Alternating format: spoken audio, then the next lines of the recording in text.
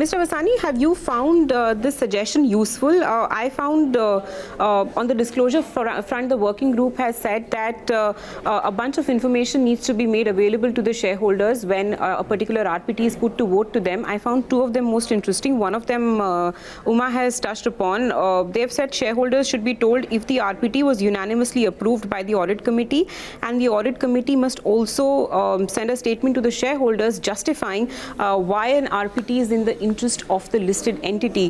What sort of rigors now will the audit committee need to apply if this proposal is accepted by the regulator? If I was in the working group, I would have added one more, that if there was a difference of opinion in the audit committee, what was the minority view which the shareholders need to know?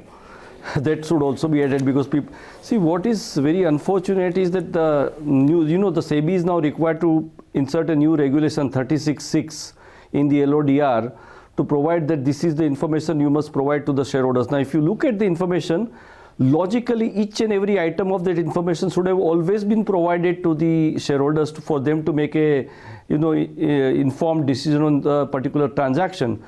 It seems that that information is currently not provided to the shareholders, and because of it SEBI is required to legislate on it.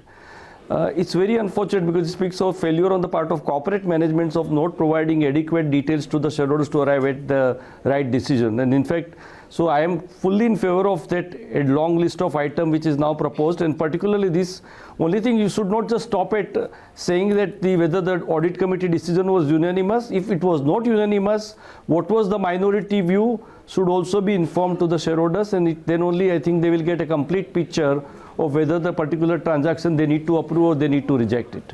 So that part needs to be plugged in before this recommendation become the law.